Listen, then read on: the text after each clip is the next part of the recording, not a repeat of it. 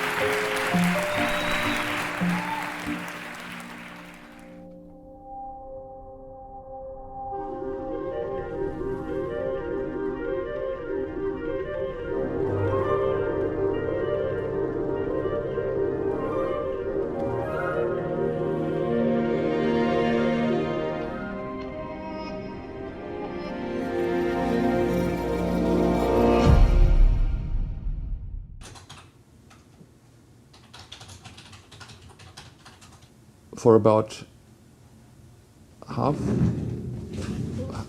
year and a half, it was not quite clear what was the reason of my disease.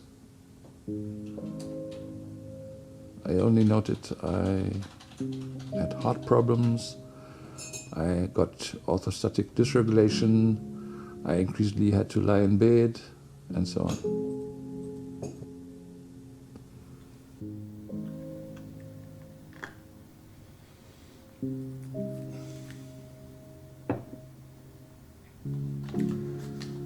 So now the day starts.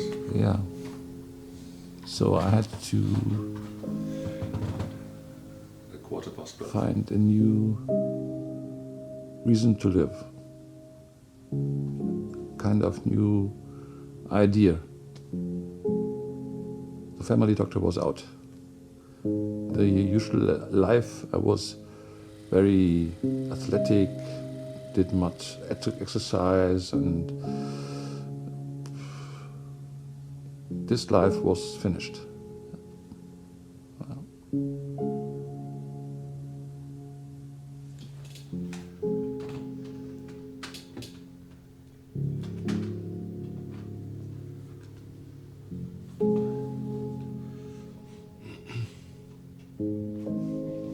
recline. Go to sleep.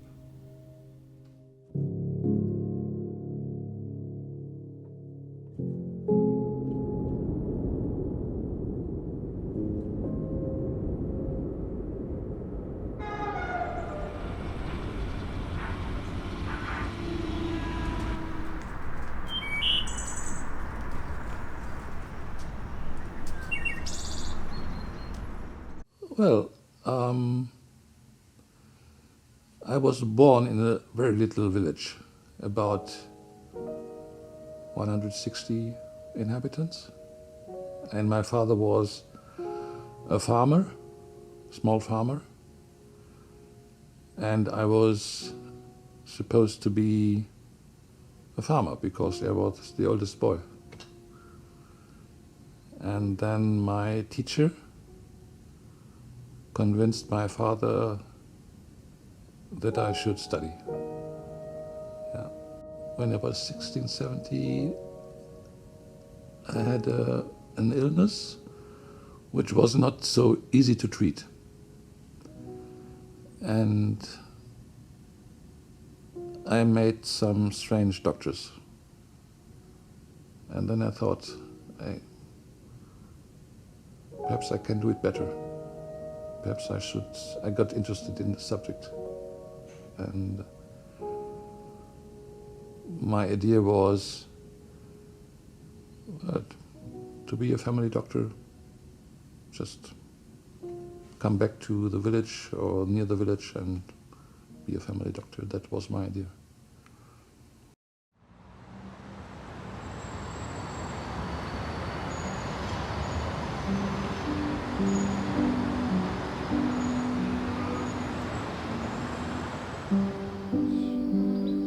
My name is Carola Perez. I'm a patient.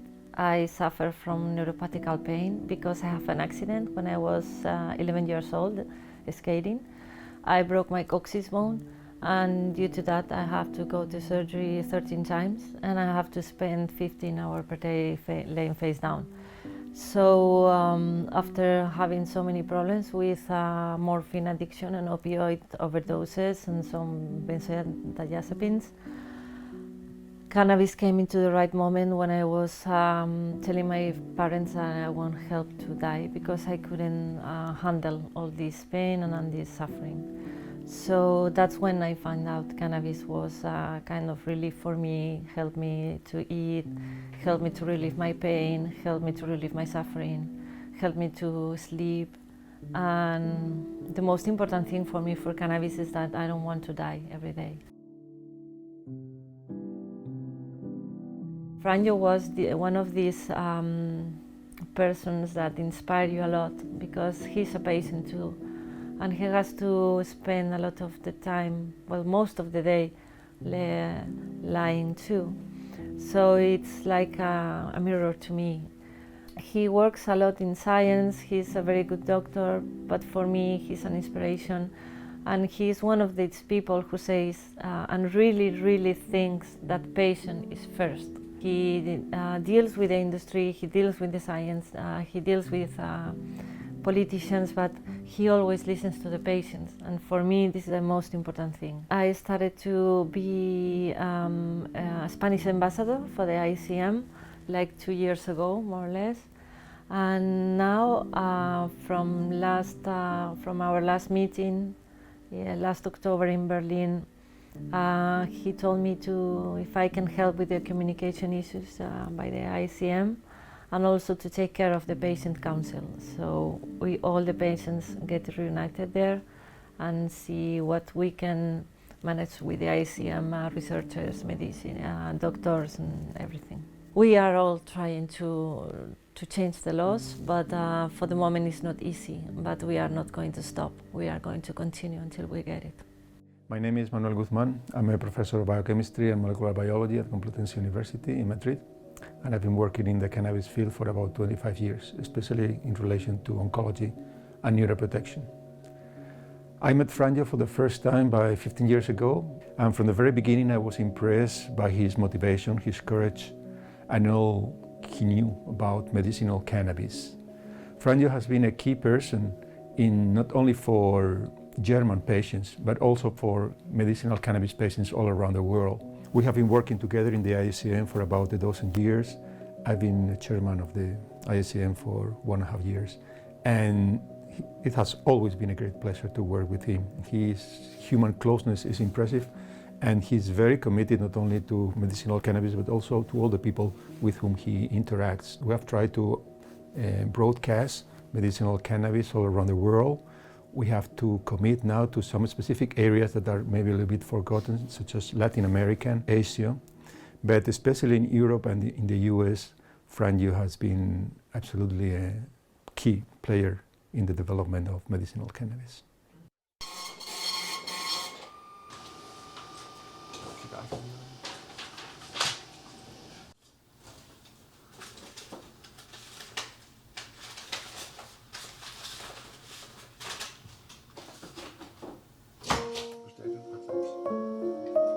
I work from Monday to Sunday, every day. My only luck is that I'm so ill that I cannot work in the morning. So I have to take my break. So this is my luck. Otherwise, I don't know what would happen, because I am a kind of workaholic, but I have to take my break. Yeah. And what you see is, what I see is, the work is infectious. You find very good people in Germany, around the world, with whom you can work together and inspire each other and get ideas. And so you also feel there's a large burden, but it is on several shoulders. There are very active patients, there are very active doctors now, there are companies going involved, there are people giving money, and so on. So this has become a real movement.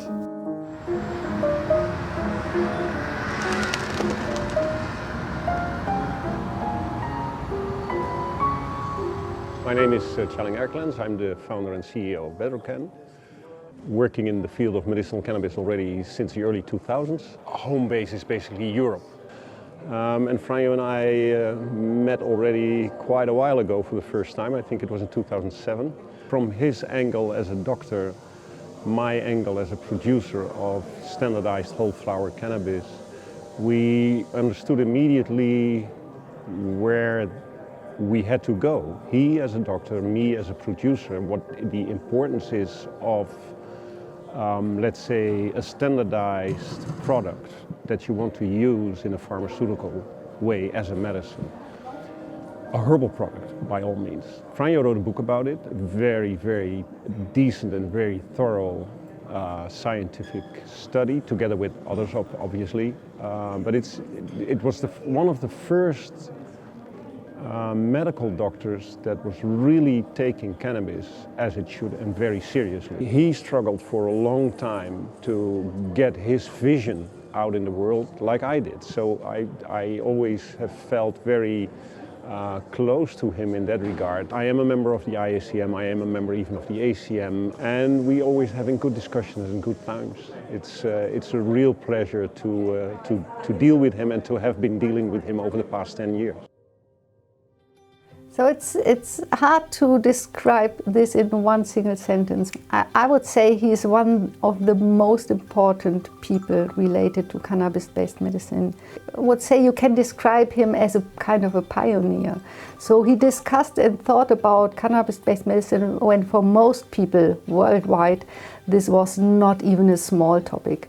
And at that time he started to think about this, he promoted it. He fought for his patients because he learned from his patients that cannabis-based medicine might be helpful for a large number of patients suffering from several different conditions where no other treatment is available.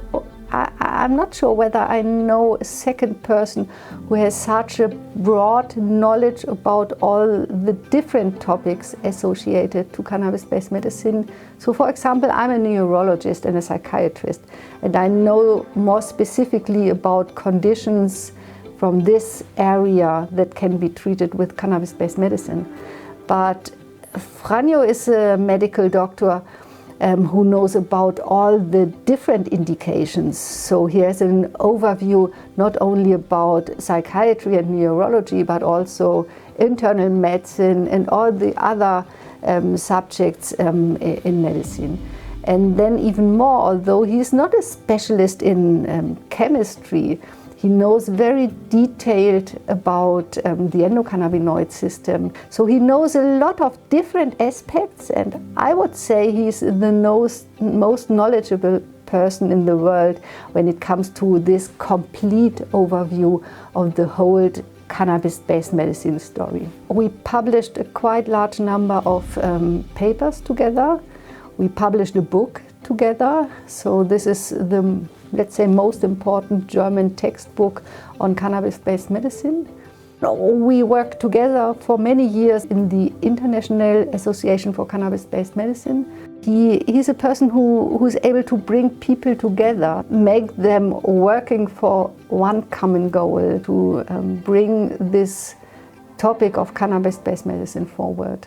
And this is his life, it's his dream, and it's very impressive how hard he is working to reach this aim.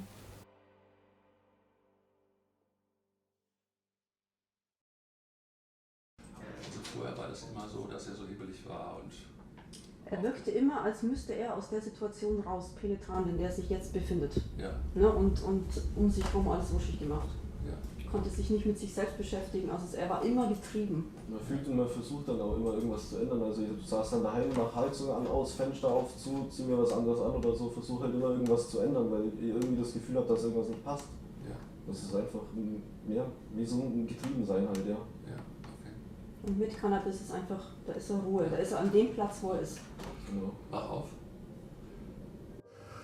Imagine we have, let's say, 50,000 patients in Germany or 100,000 patients in Germany who get cannabis as a medicine.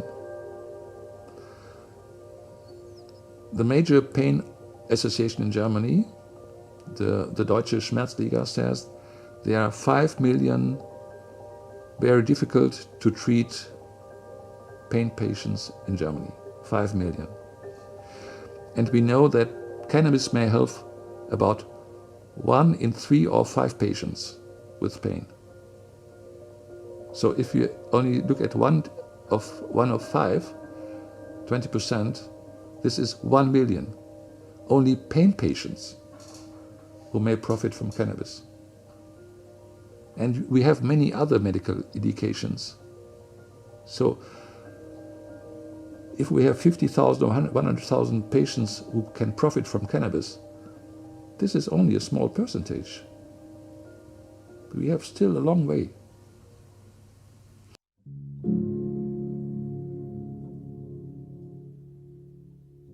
Die nächste Frage ging an Herrn Dr. Grotenhermen. Ja, also ich bin niedergelassener Arzt, Vorsitzender der Arbeitsgemeinschaft Cannabis als Medizin und Geschäftsführer der International Association for Cannabinoid Medicines.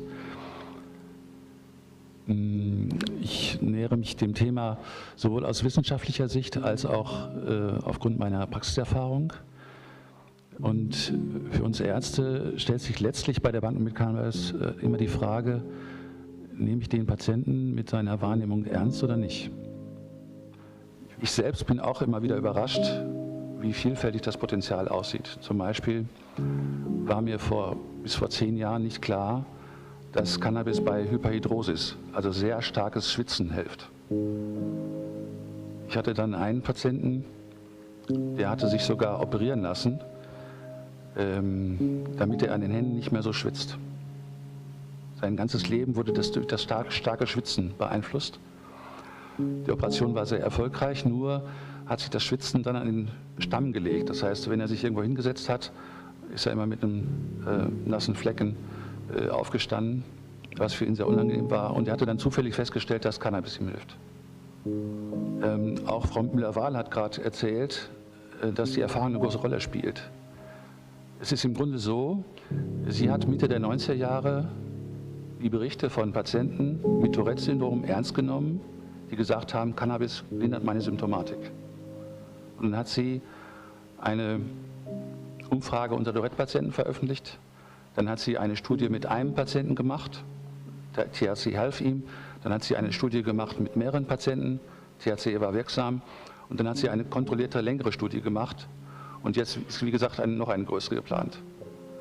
Wenn dieser Zufall nicht gewesen wäre, dass Frau Müller-Ware die Erfahrung der Patienten mit Tourette-Syndrom bei Cannabis ernst genommen hätte, dann wüssten wir heute noch weniger zum Thema Tourette-Syndrom. Wir können uns entscheiden, die Erfahrungen der Patienten ernst zu nehmen oder nicht und einzig nur auf klinische Studien verweisen.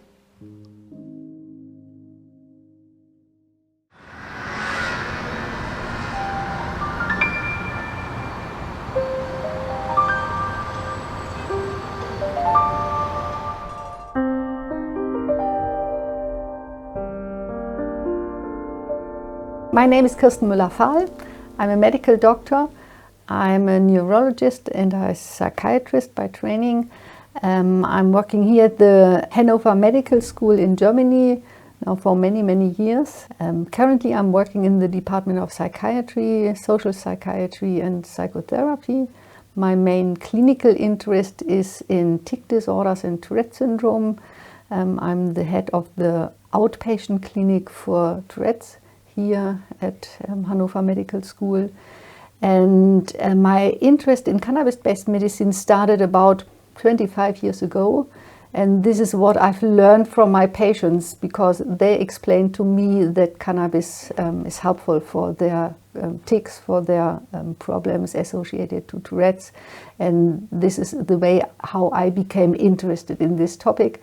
And thereafter I started to treat patients with different cannabis-based medicines, and in parallel we did a quite large number of clinical trials to investigate the effects of different cannabis-based medicines in Tourette patients.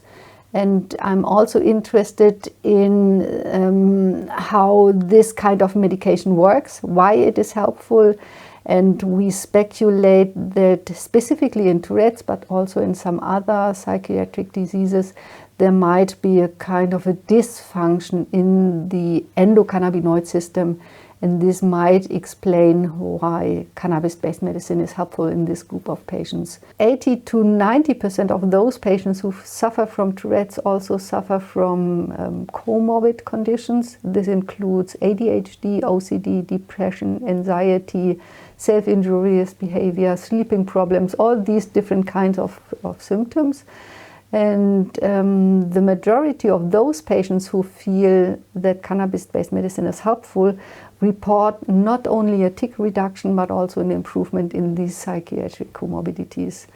And this is very special because currently we do not have an established treatment that covers all these different symptoms. So in other words, when you want to treat a patient suffering from severe Tourette's, you need a medication for tics, you need another medication for ADHD, and you may need a third treatment or medication for OCD or depression.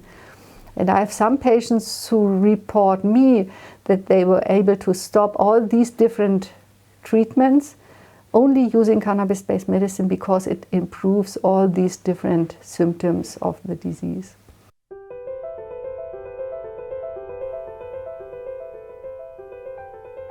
So usually I would go a kilometer or two, but today this is now. I just go to the letterbox and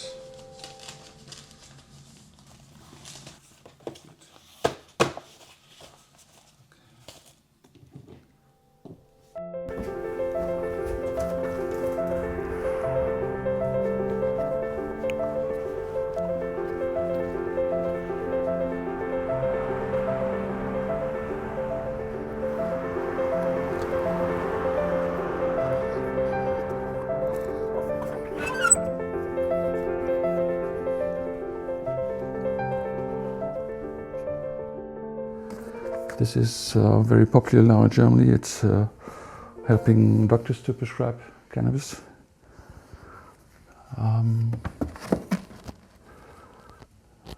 There's also something for pharmacists. Yes, this is for pharmacists.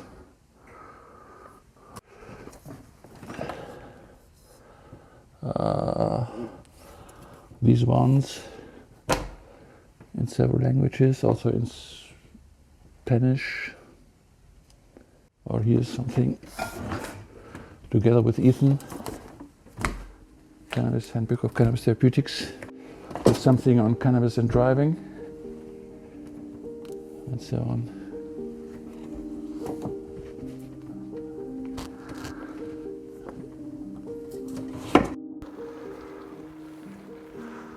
There are currently many people who have an overview on a little aspect of cannabis, but there are not so many people who have a broader overview.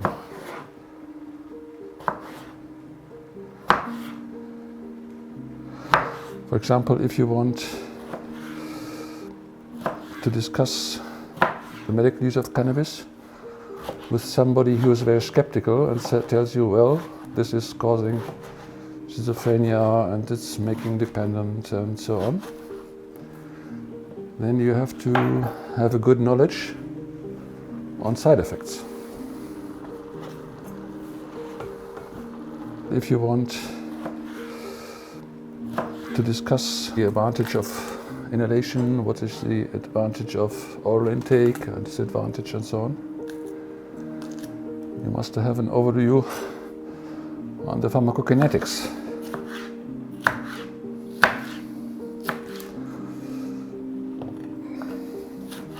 And so year after year, I tried to get an overview on different aspects. Cannabis in pregnancy, terpenes, anything.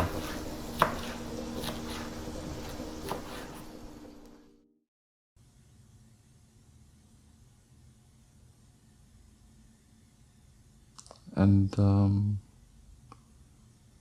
in 1991, there was the diagnosis, small vessel disease, and then the reasons for my problems were clear. It was unclear before.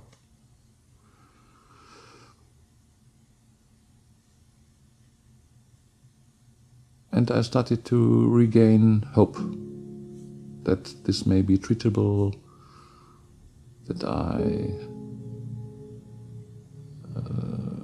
get a new perspective.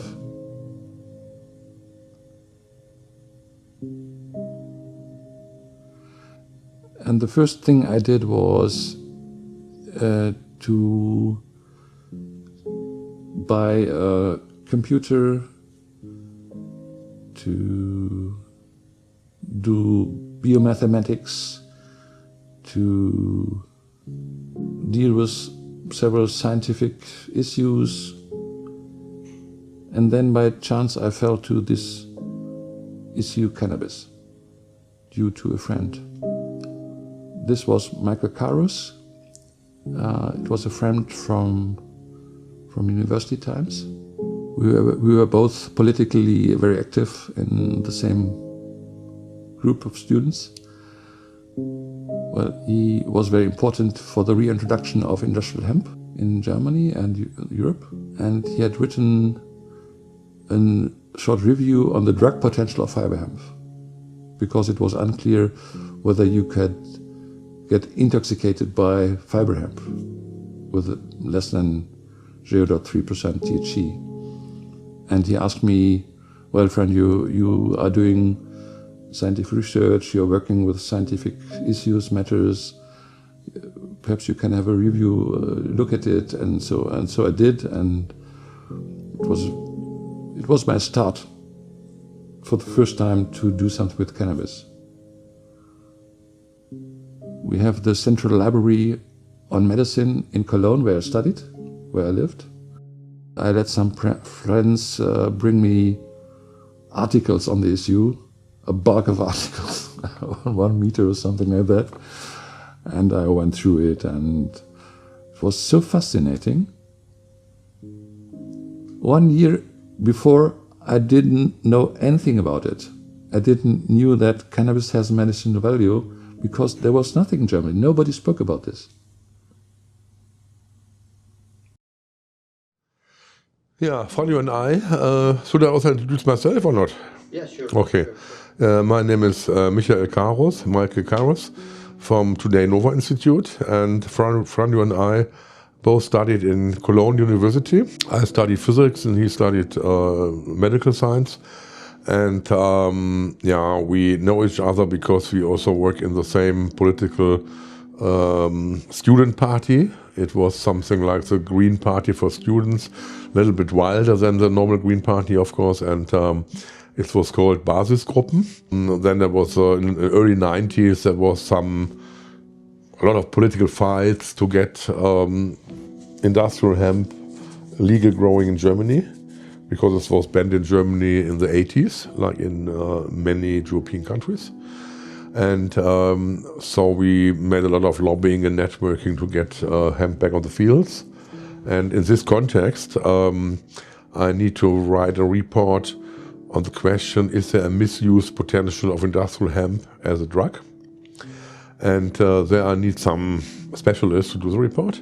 Then I remember, Franjo is a medical specialist, and I need something like him to do the job. Then I asked Franjo, after we have not seen each other for 2 years. Then he was ready and willing to do the job. And then he made this first report for me, or together we made this report. And we found out that you cannot misuse industrial hemp as a drug, because it's so low content in THC, you have to smoke a kilogram of this industrial hemp. And that was an important report, because after this and some other activities, the German government decided then that hemp was legally grown again in '96, I think. So there are all barriers, and the good thing is, Franjo and I was always optimistic, powerful. We believe in cannabis medicine, so we never gave up. We was never frustrated. We always go ahead and work and work and work. Also, if we both would not be such strong characters, we would have gave up 10 years ago. Yeah? But we continue to work, and I think finally we were able to support the industry to cover all the barriers.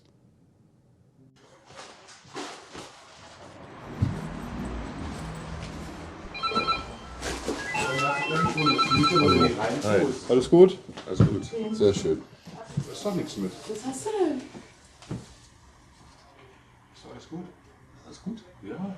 Okay. Der ist in die Patrone mal reingetan vor 2 Wochen. And kann das jemand an Lisa noch schicken? Ja. recently somebody told me the German IACM is Franjo. But I told the board of directors one year ago, I want to change this. I want that the IACM is more than Franjo, but it is on several shoulders and can work independent of my person. The same happened with the IACM. There are many people who say the IACM is Franjo. And 1 year ago I told the IACM, this cannot continue.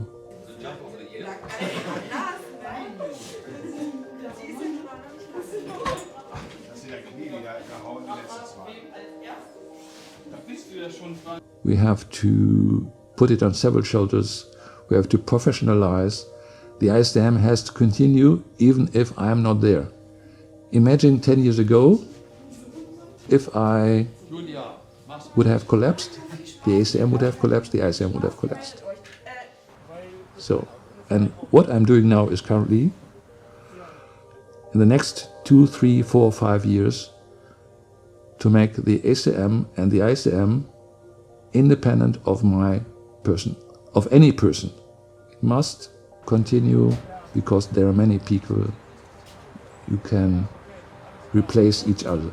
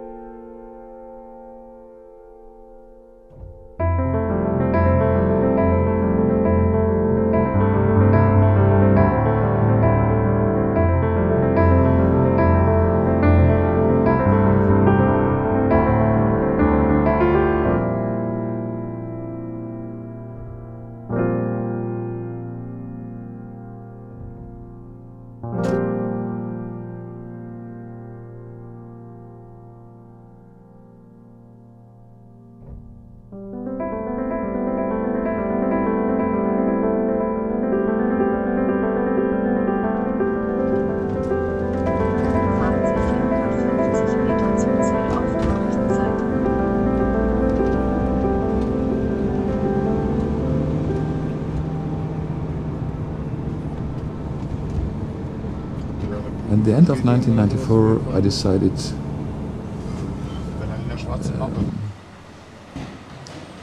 to write a book, a more extended book on the issue, as first information for patients, anybody interested. I decided that we should have an association in Germany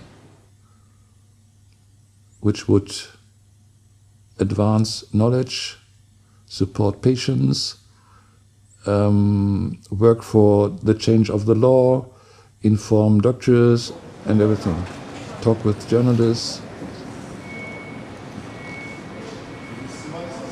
So I wrote my doctoral thesis in 1995. I wrote the book in 1996, and we formed the Association for Cannabis Medicine in 1997. And it was a very exciting time. We were 120 people in a large room. You must imagine there was no association in Germany on cannabis. There was nothing in other countries around Germany. And this was the association for Switzerland, Austria and Germany, for the whole 3 countries. And how do you call it? Association for Cannabis Medicine, ACM. ACM. Yes. And we had some difficulties to find people for the board of directors because there were not so much people. Huh? Yeah. There was one journal on the issue in Germany, which was called hemp, and there was nothing else. And yeah, in 1998, at the end of 1997, we had the first event, international event, with some international scientists, Roger Pertwee from the UK, Raphael Mechoulam from Israel, in December 1997. And then 1998, we had another meeting in Frankfurt together with the AIDS help groups, and we had the Frankfurt Resolution signed by about 12,000 people, which was handed over to the government. And in 1998, I started to write a newsletter every 2 weeks.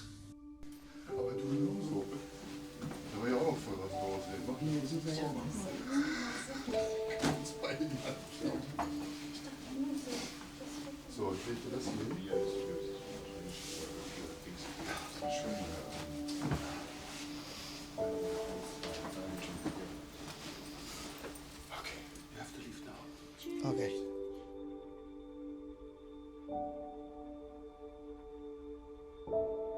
Then came the first request from outside Germany. Well, Franjo, couldn't we have an international association similar to the Association for Cannabis Medicine, but on an international scale?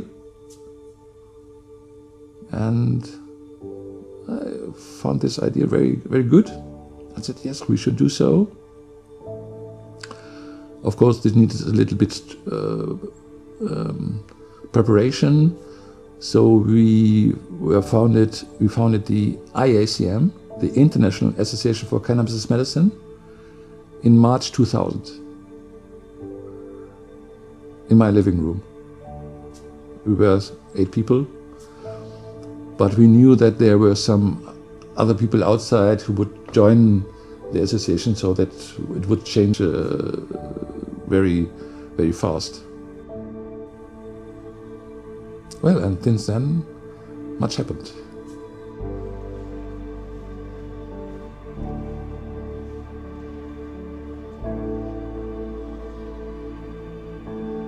So our next speaker probably doesn't need an introduction. It's Franjo Grotenhermen, Executive Director of the IACM and also physician in his private practice and certainly one of the pioneers for cannabinoid medicine in Germany and the German-speaking countries. So a very warm welcome to you, Franjo, on your talk.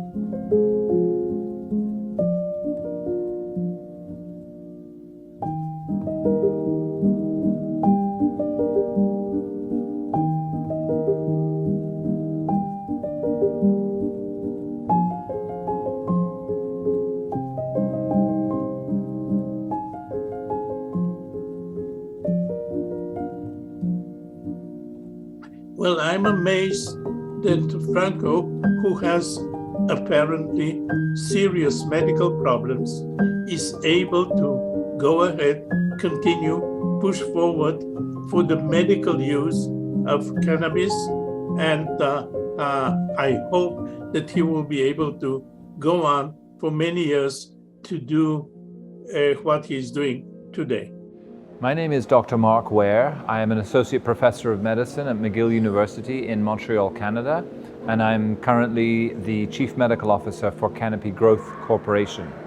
I've been a member of the IACM since the early 2000s and been attending IACM meetings for over 2 decades. I've served as a board member and also as president of IACM.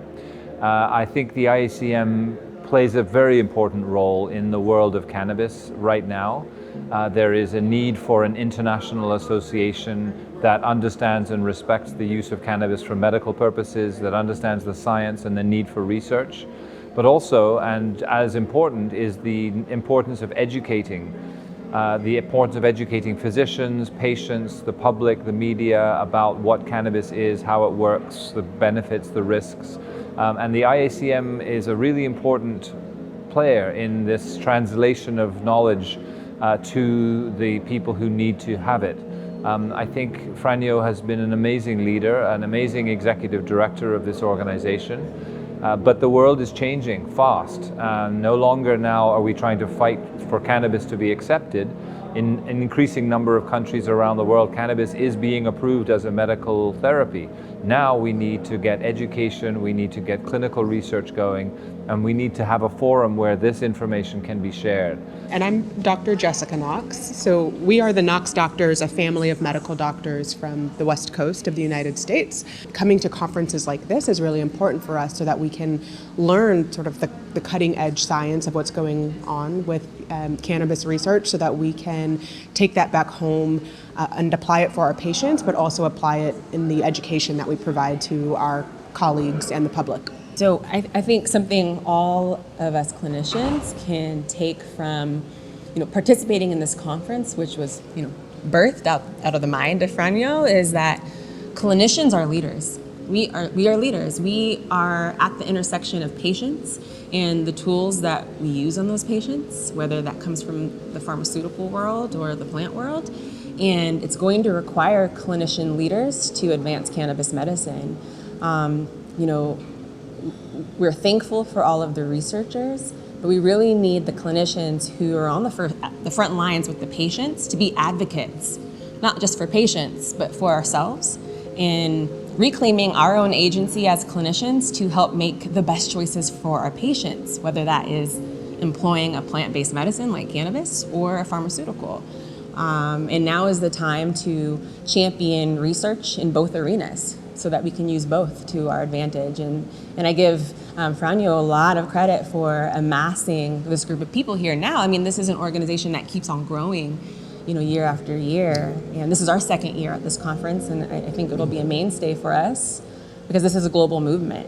And I want to add, I think one of the things I took from Franjo was the fact that we're putting it back in the patient's hands and that we need to listen to the patients to make better decisions about how we deliver health care to them, whether it's conventional care or whether it's, cannabis therapy. I think one of the things that I sort of heard over and over again is listen to your patients.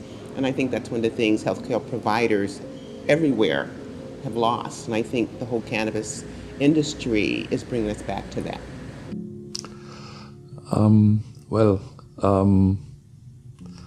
For me, it is a pleasure, a luck, to have found something where you really can move something. I was always interested in research, and I can do it there. I can continue to treat patients, help patients, because when I fell ill, I thought this is finished. It is not finished. And I was always politically very active. So all these three issues, scientific work, treatment of patients, political activity, I could do it on this issue. On the other side, it is also a burden, because I cannot do everything that I want to do. There's so much work to do on every level. Writing books, articles, treating patients, single patients, work with journalists, instructing doctors, and so there's so much moving the laws. There's so much work to do that I know it is sometimes really a burden, because you feel I cannot do everything I should do. Every patient who needs a treatment with cannabis or can benefit from a treatment with cannabis should have access to such a treatment. And every doctor should be allowed to prescribe or to supervise patients who treat themselves with cannabis or treat them with cannabis. So this is the aim, and this is not restricted to a certain country or a certain group of patients or those people who are wealthy enough to buy cannabis or something. This is a basic human right. The right is very simple. Here you have a patient who is ill. Here you have a plant. And the current situation that somebody says, no, this patient cannot accept this plant, this should be finished. This is can no longer be justified. So the future goes into this direction, but there are other directions, that is, that there are other, for example, endocannabinoid system modulators, synthetic cannabinoid system modulators, other treatments based on cannabinoids and the system. So the future in detail is very difficult to imagine, but currently many governments have problems to justify cannabis prohibition for patients.